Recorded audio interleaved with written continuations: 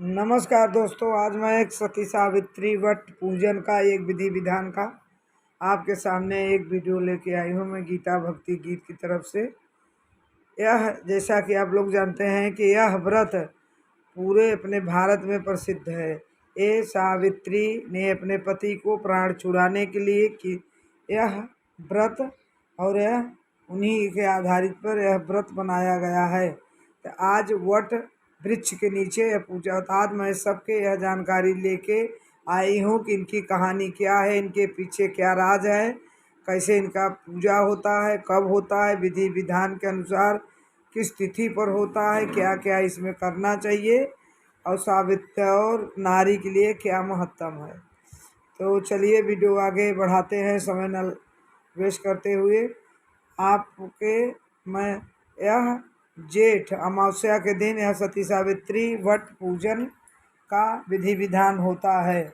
इसकी कहानी है कि सत्यवान थे, उनकी शादी सावित्री से हुई थी और उनके सास ससुर सावित्री के अंधे थे। सत्यवान अल्प आयु थे। पंडित लोग ने बताया कि सत्यवान अल्प आयु हैं, लेकिन नारद ने यह बता दिया था। फिर भी सावित्री कहे कि मैं उनके 12 साल ही पा करके 12 साल ही पा करके उनके मैं साथ धन्य हो जाऊंगी। और उनका आयु केवल शादी होने के बाद 1 साल थी कि शादी होने के बाद अपने सावित्री के साथ 1 साल और जीवित रहेंगे। सावित्री जानते हुए भी अपने पति से विवाह कर ली और ऐसे जैसे करते हुए सत्यवान रोज लकड़ी काट के वृक्ष पर से लाता और अपने पत्नी का पेट भरता और सभी माँ बाप अंधे थे, सबको पालन पोषण करता। ऐसे ऐसे करते करते 1 साल के दिन बीत गए। सावित्री वट उस दिन मतलब वह हो गए और वह सत्यवान वट वृक्ष पर सावित्री को सब मालूम था क्योंकि वह पतिव्रता थी। उन्होंने कहा, सत्यवान तैयार हुए, मैं जा रहा हूँ। सावित्री ने कहा, हे प्राणनाथ, आज मैं आपके साथ लकड़ी काटने के लिए मैं भी आपके साथ चलूँगी। सत्यवान ने कहा, नहीं नहीं देवी, तुम वहाँ धूप में क्या करोगी, क्यों जाओगी। लेकिन सत्यवान सावित्री ने जिद कर ली कि आज मुझे भी जाना है और देखना है। सावित्री चल दी, वहाँ गई, पेड़ के नीचे बैठ गई। सत्यवान पेड़ पर वट वृक्ष के ऊपर लकड़ी काटना शुरू किया। 3 कुल्हाड़ी मारते ही सत्यवान का सर चकराया और वह नीचे आया। कहा, मेरी तबीयत कुछ ठीक नहीं है, मेरा सर चकरा रहा है। यह करी सावित्री ने अपने गोद में लेटाकर आंचल की हवा देने लगी। फिर थोड़ी देर में क्या देखती है कि यमराज भैंसे पर सवार होकर एक रस्सी लेके सावित्री के सामने आते हैं और सावित्री से कहते हैं कि हे सावित्री, तेरे पति को प्राण लेने आया हूँ मैं और मैं लेके जाऊँगा। सावित्री ने कहा, नहीं प्रभु, मेरे पति के प्राण मत लीजिए, क्योंकि नारी का सब कुछ पति ही होता है। ये नहीं रहेंगे तो मैं भी नहीं रहूँगी, मुझे भी ले चलिए तब।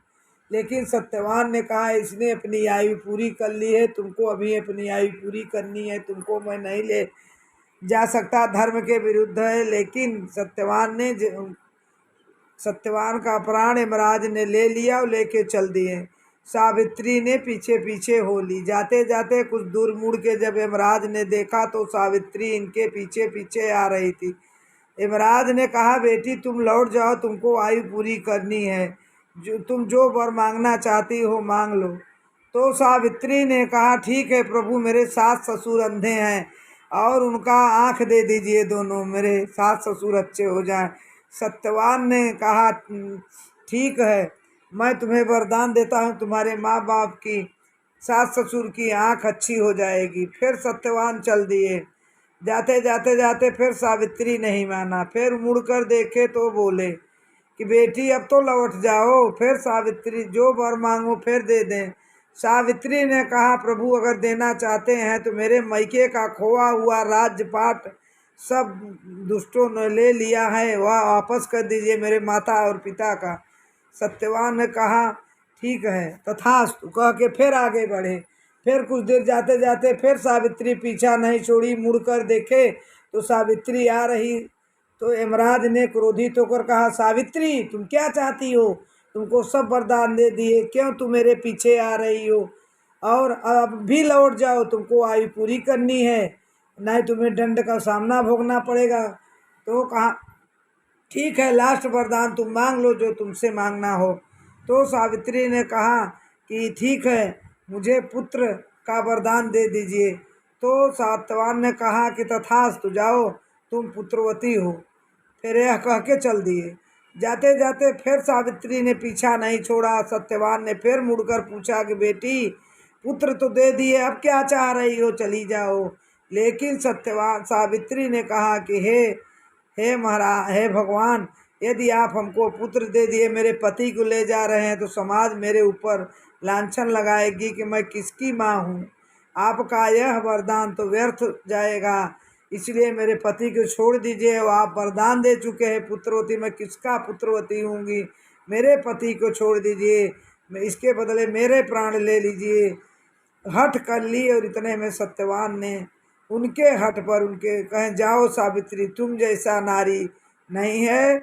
और यमराज ने उन सत्यवान के प्राण को छोड़ दिया और गए वहाँ वट के नीचे। वो अपने पति को सुला कर आई थी, वहाँ जाकर फिर अपने गोद में उठा के सहलाने लगी। और सत्यवान ने उठकर बैठ गए। कहा, हे देवी, मैं तो बहुत सोया। कहें, हाँ हाँ ठीक है, आपको नींद आ गई थी। और फिर अपने पति को लेके वहाँ से चल दी। उसी अमावस्या के दिन यह कांड हुआ। उसी अमावस्या वट वृक्ष के नीचे यह व्रत का महत्तम मनाया जाता है। सुहागिन स्त्री जो भी इस व्रत को करके विधि विधान से सब 16 श्रृंगार चढ़ाती हैं, इसमें धोती, साया, ब्लाउज, श्रृंगार के सामान, पंखा हाँकने के लिए, सिंदूर, अर्पण, धूपबत्ती, अगरबत्ती, दूध, दही, विधि विधान से सुहाग का सामान जो सावित्री को चढ़ाती हैं, उसका जन्म जन्मांतर तक, लंबी आयु तक उसके पति की आयु बढ़ती है। और वह सावित्री जैसी नारी अपने सास ससुर, अपने पिता का घर और अपने पति का सबको बना लिया। ऐसी नारी सबको धन्यवाद इस वीडियो को सुनने के लिए।